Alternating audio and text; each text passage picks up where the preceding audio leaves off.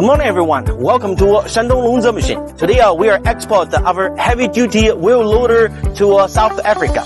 This wheel loader fits with a 70 horsepower diesel engine and a full hydraulic control system. And this wheel loader with 3 cubic meters of bucket tank. Our client in South Africa has a biomass pellet making factory, and they use this wheel loader for loading wood branches, wood chips, and wood sawdust.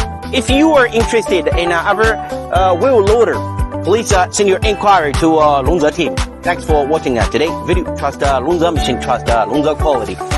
Bye bye.